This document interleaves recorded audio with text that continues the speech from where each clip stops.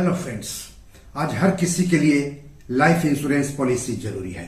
Life insurance policy संकट में हमारी और हमारे परिवार की आर्थिक मदद तो करती ही है, जरूरत पड़ने पर आप इसको गिरवी रखकर लोन भी ले सकते हैं। और अगर पॉलिसी के प्रीमियम नहीं चुका पा रहे हैं या फिर पॉलिसी गिरवी रखकर लोन नहीं लेना चाहते हैं तो पॉलिसी को मैच्योरिटी से पहले सरेंडर करके पैसे ले सकते हैं। मैच्योरिटी से पहले पॉलिसी को सरेंडर करने पर कितना पैसा वापस मिलेगा, इसके लिए देश का इंश्योरेंस रेगुलेटर इरडा यानी insurance regulatory and development authority, Hindi में उसको भारतीय बीमा विनियामक और विकास प्राधिकरण कहते हैं, ने सरेंडर चार्ज से जुड़े नए नियम की जानकारी दी है। नया नियम 1 अप्रैल 2024 से लागू होने जा रहा है। ये नियम लिंक्ड और non linked life insurance product और ट्रेडिशनल एंडोमेंट पॉलिसी के लिए है। पॉलिसी सरेंडर से जुड़ा नया नियम क्या है, इस नियम से पॉलिसी धारक को फायदा होगा या नुकसान, ये सब हम आपको इस एपिसोड में आगे बताएंगे। लेकिन सबसे पहले आप सबसे गुजारिश है कि अगर चैनल के लिए नए हैं तो सब्सक्राइब कर लीजिए, वीडियो को ज्यादा से ज्यादा शेयर कीजिए ताकि ज्यादा से ज्यादा लोगों तक जानकारी पहुंचे। हो सकता है आपके एक शेयर से आपके अपनों को ही फायदा हो जाए। तो चलिए आगे बढ़ते हैं। दोस्तों, पॉलिसी धारक तो इरडा से ज्यादा सरेंडर वैल्यू की उम्मीद कर रहे थे, लेकिन इरडा ने उनकी उम्मीदों पर पानी फेर दिया है। जानकारों का कहना है कि इस नए नियम से यह तय होगा कि यदि पॉलिसी खरीद के 3 साल के भीतर लौटाई या वापस की जाती है तो सरेंडर वैल्यू समान या उससे भी कम रहने की संभावना है।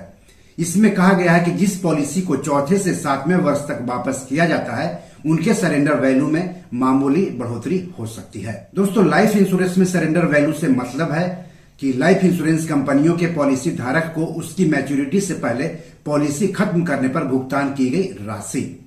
अगर पॉलिसी धारक पॉलिसी अवधि के दौरान सरेंडर करता है तो उसे कमाई और बचत हिस्से का भुगतान किया जाता है। तो नॉन सिंगल प्रीमियम पर सरेंडर वैल्यू कितना होगा वो जान लेते हैं। अगर पॉलिसी दूसरे साल में सरेंडर हुई तो कुल भरे गए प्रीमियम का 30% हिस्सा मिलेगा। इसको हम विस्तार से समझाएंगे। अगर पॉलिसी तीसरे साल में सरेंडर हुई तो कुल प्रीमियम पेड का 35% हिस्सा मिलेगा।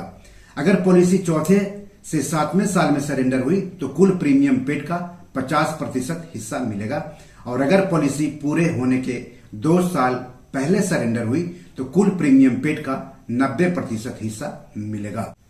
उदाहरण के लिए, यदि कोई पॉलिसी धारक जो किसी पॉलिसी के लिए 1 लाख रुपए का प्रीमियम भुगतान करता है वह 2 साल के बाद इसे सरेंडर करना चाहता है तो उसे उस समय तक भुगतान किए गए प्रीमियम का केवल 30% ही मिलेगा। इसलिए वह 2 लाख रुपए की 2 वार्षिक प्रीमियम का भुगतान करने के बाद केवल 60,000 रुपए वापस पाने का हकदार होगा, यानी 1,40,000 रुपए का नुकसान हो गया। वहीं अगर पॉलिसी धारक अगर तीसरे साल में पॉलिसी सरेंडर करता है तो उस समय तक भुगतान किए गए प्रीमियम का केवल 35% ही मिलेगा। इसलिए वह 3 लाख रुपए की 3 वार्षिक प्रीमियम का भुगतान करने के बाद केवल 1,05,000 रुपए वापस पाने का हकदार होगा, यानी 1,95,000 रुपए उस पॉलिसी धारक को भूलना होगा। सिंगल प्रीमियम के मामले में क्या है सरेंडर वैल्यू नियम, वो जान लेते हैं।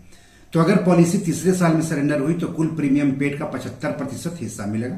अगर पॉलिसी चौथे साल में सरेंडर हुई तो कुल प्रीमियम पेड का 90% हिस्सा मिलेगा। अगर पॉलिसी पूरे होने के 2 साल पहले सरेंडर हुई तो कुल प्रीमियम पेड का 90% हिस्सा मिलेगा। तो ये जो नया सरेंडर वैल्यू नियम है उसमें लाइफ इंश्योरेंस ग्राहकों के लिए क्या अच्छी बात है वो जान लेते हैं। पहला कि नए सरेंडर वैल्यू में 3 साल तक की पॉलिसी के लिए कोई खास बदलाव नहीं हुआ है। ज्यादातर पॉलिसी 3 साल तक सरेंडर किए जाते हैं। चौथे से 7वें साल के बीच सरेंडर वैल्यू में हल्की सी बढ़त है और ज्यादातर पॉलिसी 7वें साल के बाद सरेंडर नहीं की जाती है। जानकारों का कहना है कि इस नए नियम से इंश्योरेंस कंपनियों को तो फायदा होगा लेकिन पॉलिसी धारक को नुकसान होगा। Personal finance expert Monica Helen का कहना है कि यह चौंकाने वाली बात है कि बीमा नियामक ने पॉलिसी धारकों को शीघ्र समर्पण के लिए उचित मूल्य के प्रस्ताव को खारिज कर दिया है। अब प्रथम वर्ष के कमीशन के साथ जो 100% तक जा सकता है और समर्पण लागत बहुत अधिक है, अधिक से अधिक गलत तरीके से बेचे जाने की उम्मीद है। फाइनेंस मिनिस्ट्री क्या कर रहा है? मोनिका ने सरकार से इंश्योरेंस पॉलिसी के सरेंडर के मामले में पॉलिसी धारक के हित में कदम उठाने की अपील की है। साथ ही मोनिका को डर है कि गलत तरीके से इंश्योरेंस पॉलिसी बेचने यानी इंश्योरेंस प्रोडक्ट की मिस सेलिंग, जिसके लिए इंश्योरेंस सेक्टर पहले से ही बदनाम है, की घटनाएं बढ़ जाएगी। मोनिका ने एक अखबार में लिखे एक लेख में उदाहरण के जरिए बताया है कि पॉलिसी धारकों के लिए सरेंडर वैल्यू नियम से कितना नुकसान होगा। लेख में माना गया है कि पॉलिसी की अवधि 21 साल है और हर साल 1 लाख रुपए प्रीमियम चुकाना होता है। तो ऐसे में कितना नुकसान होगा वो जान लेते हैं। आपने पहला प्रीमियम चुकाया 1 लाख रुपया। अगर आप दूसरा प्रीमियम नहीं चुकाते हैं तो पॉलिसी सरेंडर करने पर आपको कुछ भी नहीं मिलेगा, यानी 0 रुपया मिलेगा। तो आपका 1 लाख रुपया पानी में गया। आप 5वें साल में 5 लाख प्रीमियम चुकाते हैं। अगर आप छठा प्रीमियम नहीं चुकाते हैं तो पॉलिसी सरेंडर पर आपको 2.5 लाख रुपए मिलेगा, यानी आपका 2.5 लाख रुपए पानी में गया। आप 20वें प्रीमियम तक पैसा चुकाते हैं 20 लाख रुपए। अगर आप 21वां प्रीमियम नहीं चुकाएंगे तो आपको 18 लाख रुपए वापस मिलेगा, यानी 2 लाख रुपए आपका पानी में गया। तो इस तरह से इतना बड़ा नुकसान होता है जो नया सरेंडर वैल्यू नियम है IRDA का, उसके जरिए। थोड़ी जानकारी पॉलिसी सरेंडर के बारे में ले लेते हैं। यदि कोई जीवन बीमा धारक यानी लाइफ इंश्योरेंस पॉलिसी धारक पॉलिसी की मैच्योरिटी अवधि से पहले अपनी पॉलिसी को समाप्त या बंद करने का फैसला करता है और इसकी जानकारी अपनी इंश्योरेंस कंपनी को लिखित में देता है तो इसे पॉलिसी सरेंडर करना कहते हैं। पॉलिसी सरेंडर करते समय पॉलिसी की मूल प्रति कंपनी के पास जमा कराना होता है।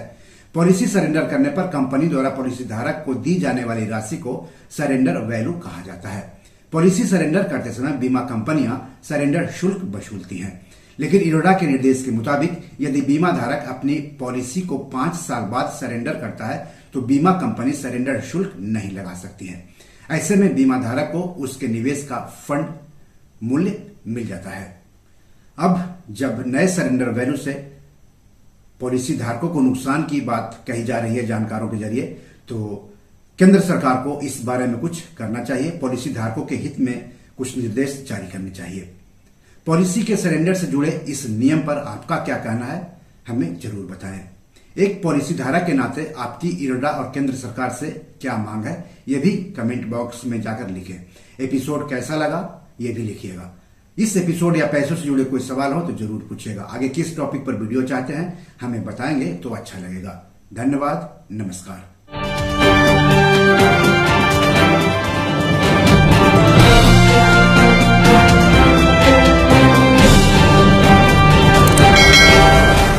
दोस्तों, ये मेरी 7 किताब है जो कि amazon.com पर पब्लिश है। आप इसे डाउनलोड करके पढ़ सकते हैं।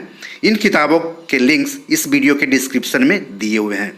इन 7 किताबों में से 5 किताब मनी मैनेजमेंट पर है, यानी पैसा निवेश करके अधिक पैसा कैसे कमाएं पर आधारित है।